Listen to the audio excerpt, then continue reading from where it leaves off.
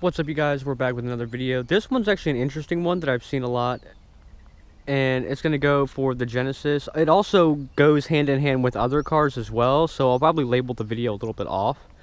But specifically for the Genesis anyways, I've been seeing a lot of it in the group chats about upgrading their clutches or needing a clutch replacement because the OEM clutch is failing out, or the slave cylinder died, which is common, or something along those lines. Now, a lot of people are saying, should I get like the comp clutch? Should I get the Valeo HD kit? Should I go with this or should I go with that?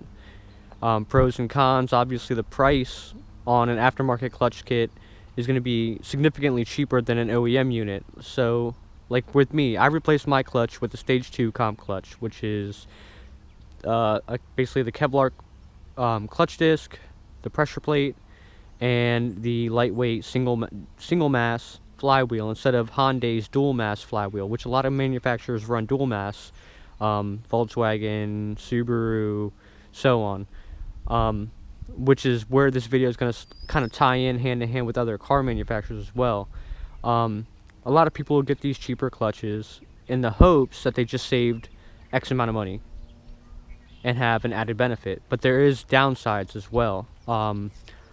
Longevity wise, aftermarket clutches usually don't last as long as an OEM clutch, especially since half the time you're gonna beat it. That's the whole purpose of upgrading the clutch, to get something new, so it grabs better, it has better pedal feel, so on, especially if you engage it with a stainless steel line, all that stuff.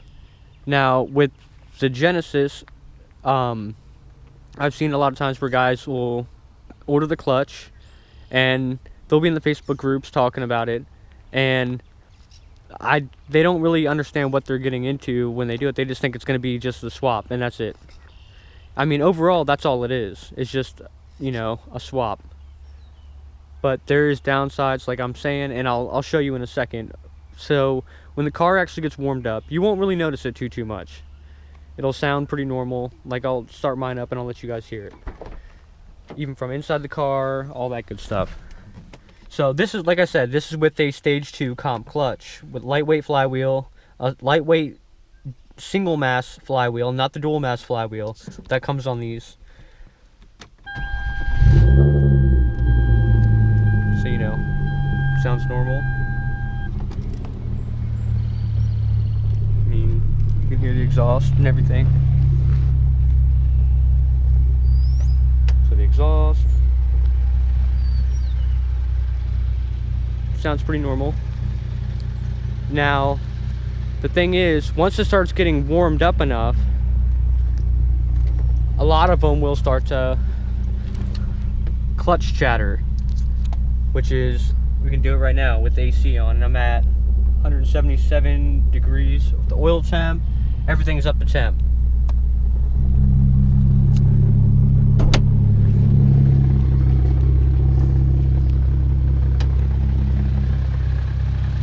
So this is where the sound comes into play.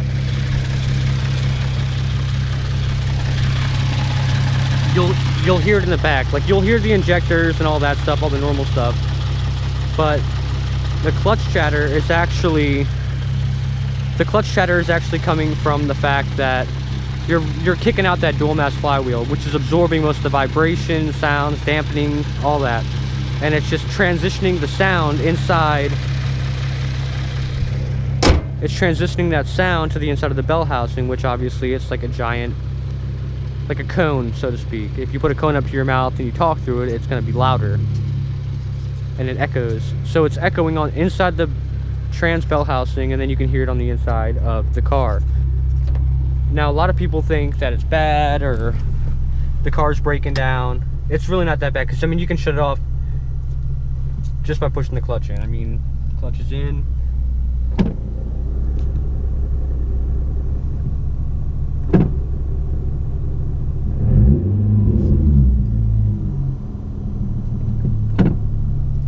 And it comes and goes as it pleases with the AC on. Now,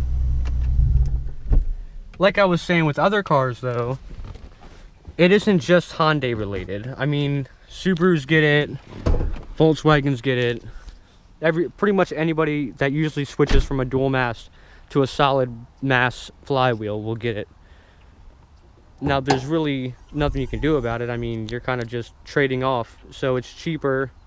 I think when Hyundai quoted me to get the OEM whole clutch kit and have it installed, I think Hyundai quoted me like it was crazy. It was a crazy number. I think it was like almost $4,000 versus me spending a little over 900, I think 960 for the stage 2 comp clutch, and that even came with the stainless steel clutch line, which is tucked back in there. I can't show you the clutch obviously because it's in the car, but I'll probably, as the thumbnail, I'll probably put the picture of the stage 2 comp kit as like the thumbnail so you guys can see. Overall though, in performance wise, it is definitely better. It's way better performance wise. It grabs better. I mean, it may not last as long, but it's kind of like a trade-off: better performance, less life, or more life, less performance. Now, if you're just gonna keep it stock, honestly, I mean, it depends on how you drive the car too. I mean, if you just daily drive it, I wouldn't. I mean, in terms of being cheaper, it is cheaper, but if that noise bothers you that much, I don't even know if you would want to waste your time. I mean, if it's gonna drive you crazy, just shell out the extra $3-4 grand, or just buy the clutch kit and find another shop to install it, or maybe buy it online, or find someone that can get the OEM units. There's also the Valeo HD kits, but you know, that's all you guys, whatever you guys want to do. This is basically just touching base on an aftermarket clutch and clutch chatter and what basically is causing it. It's basically just the fact that the single mass basically the solid mass flywheel can't absorb the vibrations and sounds that's being transmitted, whereas the dual mass, if you guys haven't seen it, go ahead and Google an image of a dual mass flywheel. It's basically a single piece with another piece around it that allows it to give a little bit, and basically it helps absorb and dampen the sounds and vibrations from the motor. It's really not that difficult, but Google the image and then Google the image compared to a solid mass flywheel, and that'll give you like a side-by-side comparison of what you're getting up to, and you can kind of understand. Now, the pros and cons, like I said, I mean, obviously it works way better. It's not going to last as long, but it also is, what are you planning on doing with the car? Like, oh hey, check that out. Nice. That's just from the time we've been talking. Thanks, guys.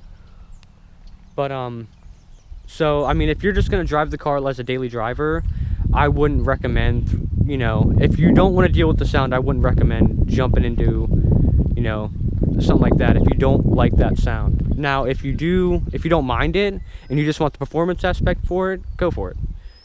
Or if, let's say, I don't know, let's say you have future plans like me, I plan on boosting it, so I want to see how the stage 2 clutch feels, and then once I go boost or even a tune, then I'll go from either, hey, this is a good setup, or hey, I want to go to the stage 3 clutch with the ceramic disc, and then go from there. So it's basically all on preference on what you guys are planning on doing with your car, whether it's a BRZ, an SDI, a Jetta, so on and so forth. But just keep that in mind. The clutch chatter will probably happen, most likely, once you go from a dual mass to the solid mass. So if it's not OEM and you're ditching the dual mass, you're probably going to get clutch chatter.